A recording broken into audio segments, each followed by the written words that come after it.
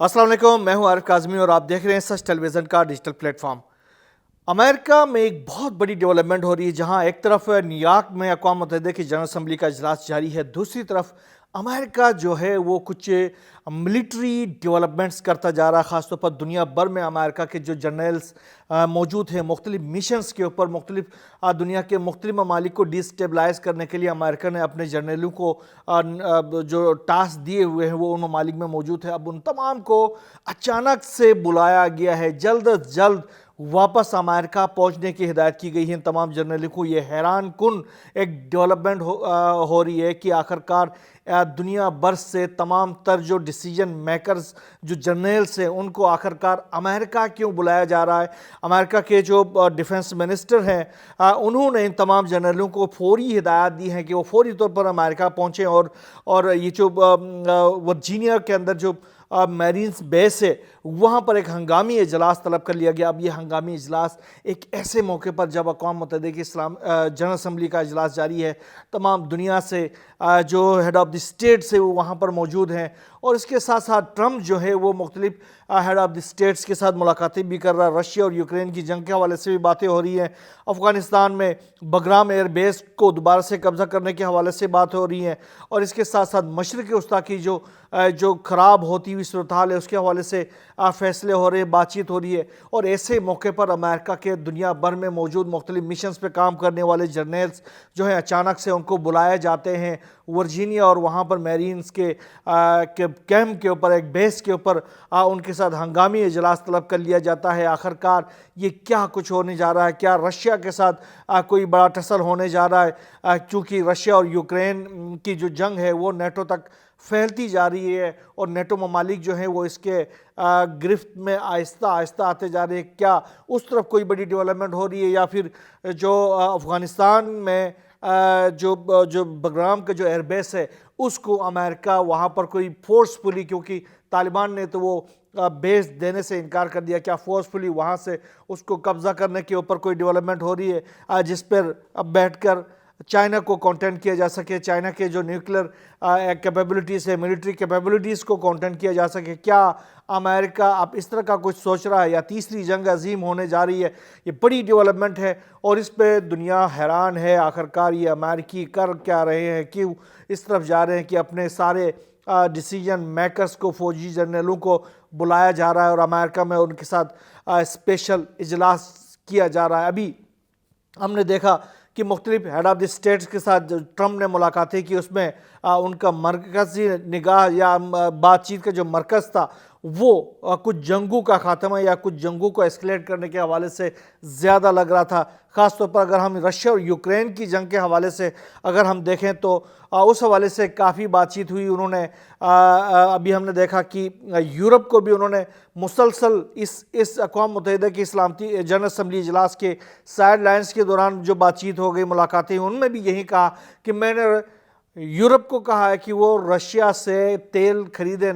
ना ही वो गैस खरीदें। अगर वो रशिया से तेल और गैस खरीदेंगे तो उन्हीं पैसों से, उन्हीं यूरोज से वो असला खरीद कर यूक्रेन के ऊपर हमलावर हो रहा है। इसी तरह अभी जब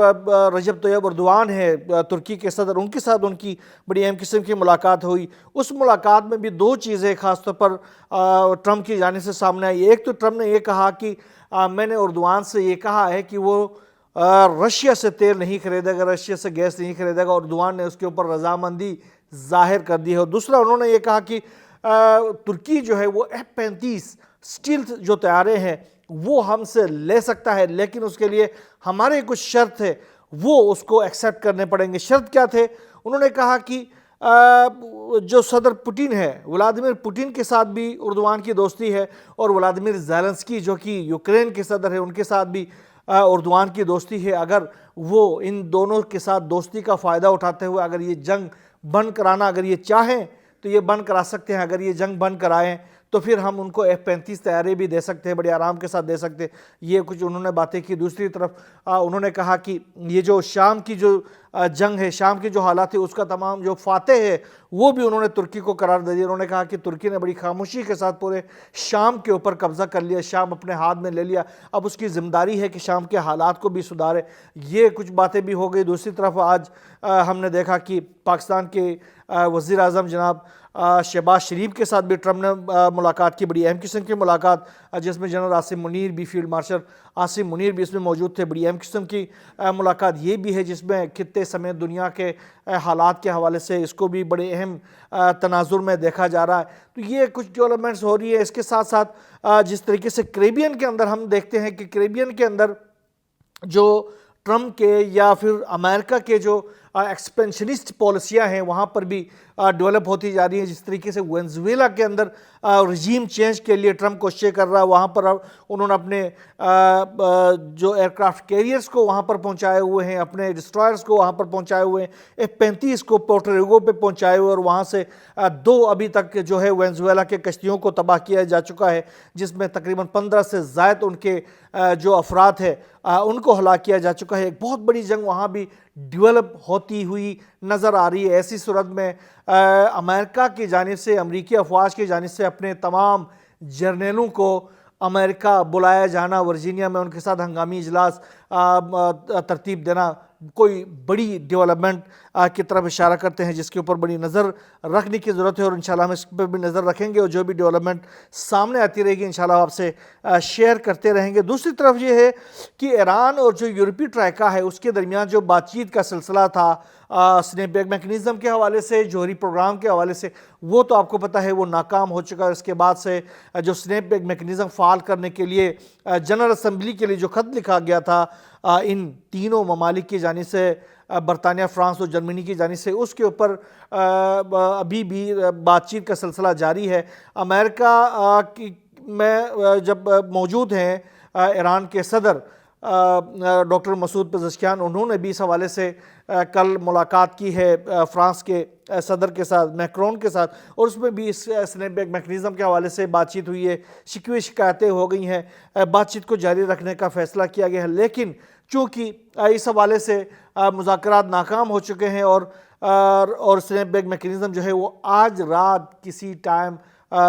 فعال ہو سکتا ہے۔ یہ اب فعال ہو گیا تو اقوام متحدہ کی جو سلامتی کونسل کے جو پابندیاں ہیں وہ ایران کے اوپر نافذ ہو جائیں گی۔ دوسری طرف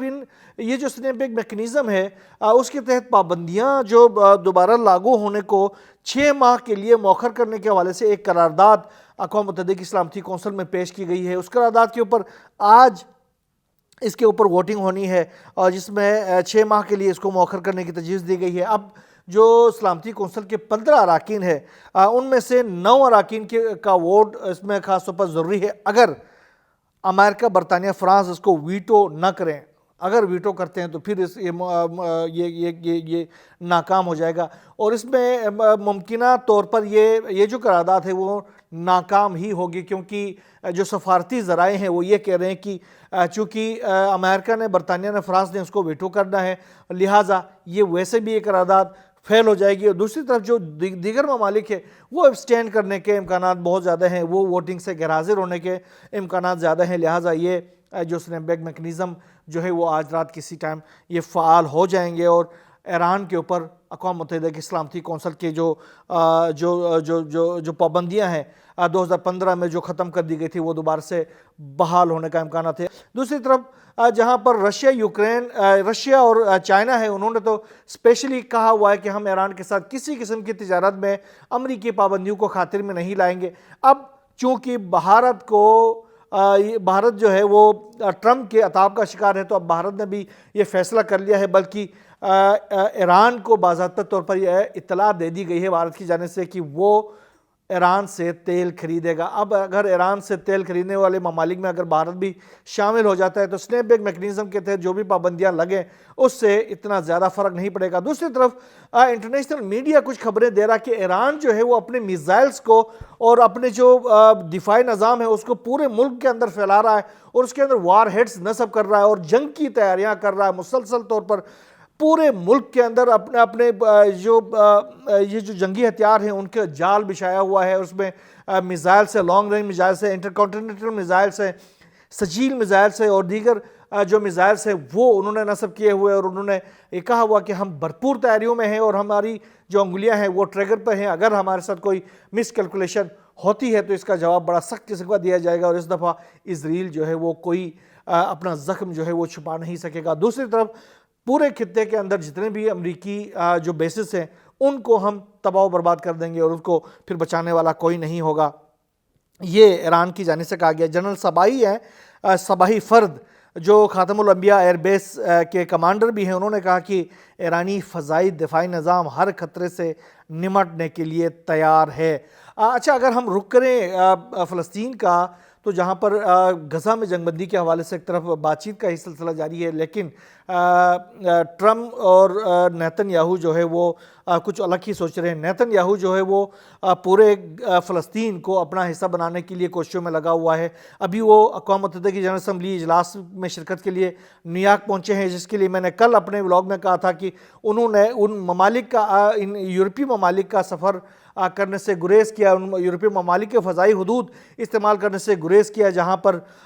جو عالمی فوجداری عدالت کے فیصلے کے مطابق ان کو گرفتار کیا جا سکتا ہے۔ اس کے بدلے میں انہوں نے لانگ روٹ استعمال کیا اور گریس اور اٹلی کا راستہ اختیار کرتے ہوئے وہ پہنچے ہیں نیو یارک میں، اور اس دوران انہوں نے یمن کے اوپر حملے کرنے کے احکامات بھی باقاعدہ طور پر انہوں نے فون پر، جب وہ فضائی سفر میں تھے تو انہوں نے احکامات دیے تھے کہ یمن پر حملہ کیا جائے۔ اس کے بعد سے یمن کے اوپر بہت بڑا حملہ کیا گیا ہے، اس کے تفصیلات میں آگے بتاؤں گا۔ لیکن جو غزہ کے اوپر قبضے کے حوالے سے نیتن یاہو کے پلان سے، اس کے اوپر تو ٹرمپ بھی اس کا ہم نوا ہے، لیکن ٹرمپ نے ایک بات کہی ہے، انہوں نے کہا کہ میں نیتن یاہو کو مغربی کنارہ پر قبضہ کرنے کی اجازت نہیں دے دوں گا، اور یہ کبھی نہیں چاہوں گا کہ نیتن یاہو جو ہے وہ مغربی کنارے کے اوپر قبضہ کر لے۔ لیکن نیتن یاہو نے پہلے ہی کلیئر کر دیا ہوا کہ یہ جو مغربی کنارہ ہو یا جو بھی ہو، یہ سارے ہمارے علاقے ہیں اور ان علاقوں پر ہم اپنا تصرف جو ہے وہ جاری رکھیں گے۔ سعودی وزیر خارجہ نے کہا کہ مغربی کنارے پر اسرائیلی ممکنہ قبضے پر عرب و مسلم ممالک کا رد عمل ضرور آئے گا۔ غزہ کے حوالے سے ممکنہ مفاہمتی عمل اور خطے کے امن کو بھی نقصان پہنچے گا، یہ انہوں نے کہا ہے۔ اب آپ اندازہ کریں، غزہ کی بات ہی نہیں کر رہے ہیں یہ عرب ممالک جو ہیں، وہ غزہ کی بات نہیں کر رہے، وہ کہہ رہے ہیں کہ یار غزہ کے ساتھ جو ہوگا وہ ہوگا، مغربی کنارہ بچ جائے۔ اب یہاں تک ان کی حالت پہنچ گئی ہوئی ہے۔ سونیا گاندھی جو کہ بھارت کی اپوزیشن لیڈر بھی ہیں، کانگریس کی لیڈر بھی ہیں، انہوں نے مودی سرکار کو بہت سخت تنقید کا نشانہ بنایا۔ انہوں نے کہا کہ اسرائیل غزہ میں نسل کشی کر رہا ہے اور بھارت کی حکومت ابھی تک خاموش تماشائی بنی بیٹھی ہوئی ہے۔ غزہ میں ہزاروں فلسطینی شہید ہو چکے ہیں، جن میں 17,000 سے زائد جو ہیں وہ معصوم بچے ہیں۔ یہ سب نسل کشی کے سوا اور کچھ نہیں ہے، اور اسرائیل غزہ سے لوگوں کو دھکیل رہا ہے پیچھے، لیکن مودی سرکار خاموش تماشائی بنی ہوئی ہے۔ اچھا، جو فریڈم فلوٹیلا جو اس وقت انٹرنیشنل واٹرز میں ہے اور وہ مسلسل غزہ کی طرف بڑھ رہا ہے، اور اس پہ اسرائیل کی جانب سے مسلسل حملے کیے جا رہے ہیں، دھماکے ہو رہے ہیں، وہاں پر آگ برسانے والے ڈرونز کے ذریعے حملے کیے جا رہے ہیں، سون بمز کا استعمال کیا جا رہا ہے، اور وہاں موجود اس 51 سے زائد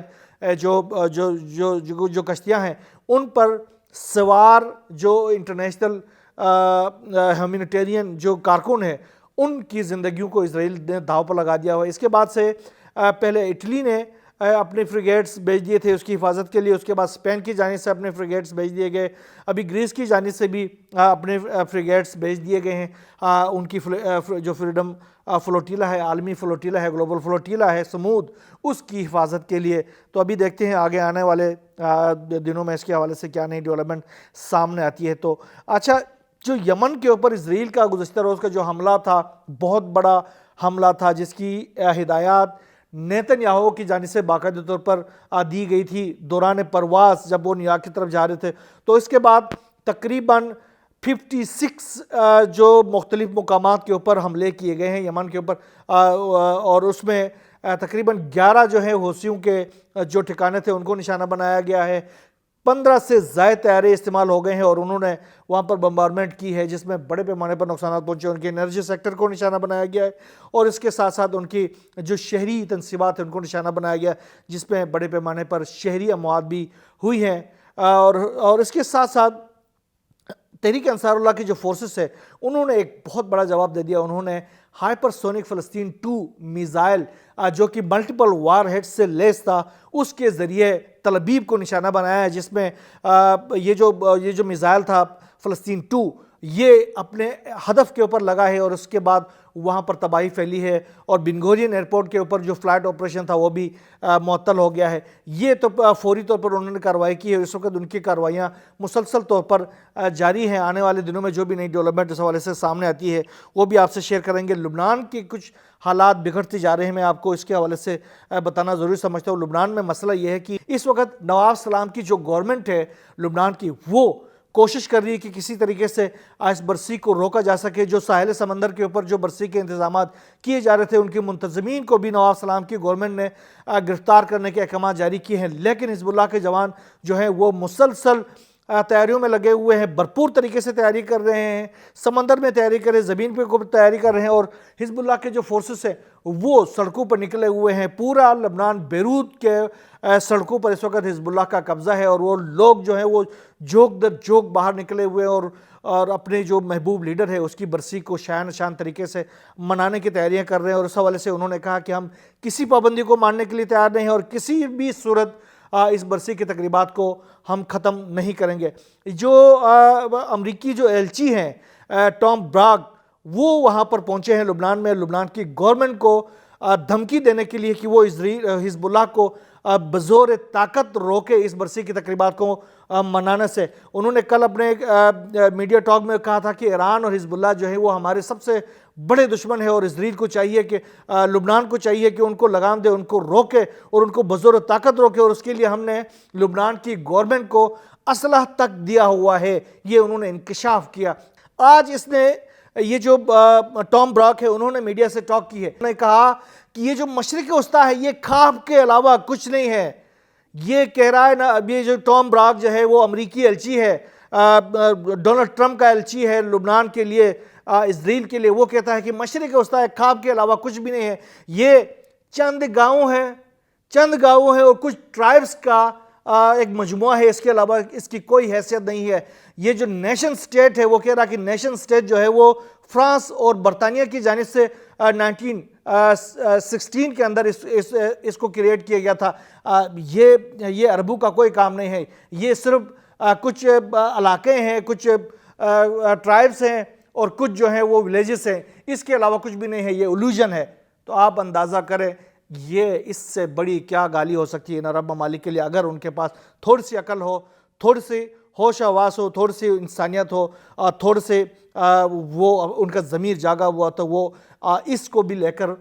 اپنے اتحاد کے لیے، اپنے متحد ہونے کے لیے کام کر سکتے ہیں، اور اس تمام تر جو جارحیت ہے اس کو روک سکتے ہیں۔ بہرحال جو بھی نئی ڈیولپمنٹ اس حوالے سے سامنے آتی رہے گی انشاءاللہ ہم آپ سے شیئر کرتے رہیں گے۔ یہاں بس نہیں، اللہ حافظ۔